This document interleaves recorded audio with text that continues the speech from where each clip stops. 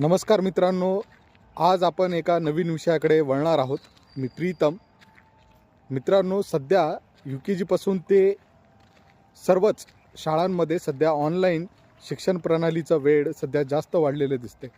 एक काळ होता कोविडचा, त्यावेळेस ऑनलाईन अभ्यासक्रम दिला जायचा आणि ऑनलाईन पद्धतीनेच भरपूर असे अभ्यासक्रम पूर्ण करण्यात आले. मित्रांनो, पण सध्या स्थिती तशी परिस्थिती नाही.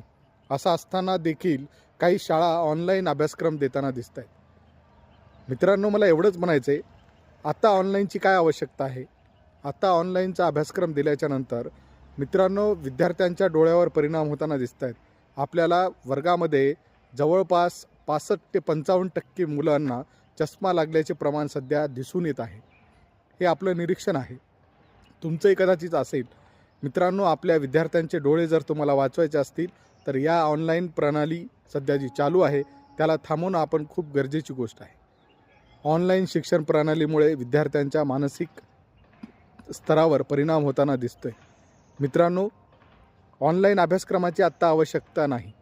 काही भरपूर शाळा अशा आहेत त्या अभ्यासक्रमाच्या व्यतिरिक्त ऑनलाईन शिक्षण देताना दिसत आहेत. मित्रांनो, आपल्या मुलांना ऑनलाईन कोणकोणते अभ्यासक्रम दिले गेलेले आहेत, त्याची खरंच आवश्यकता आहे का, याच्यावर एक नजर मारा. अन्यथा आपल्या मुलांचं आरोग्य धोक्यात येण्याची शक्यता निर्माण झालेली आहे. कोविडच्या नंतर आत्ताचा काळ हा ऑफलाईनमध्ये असावा असं सर्व पालकांचं मत आहे. माझंही मत आहे. तुमचं काय मत आहे ते मला कमेंटमध्ये नक्की सांगा.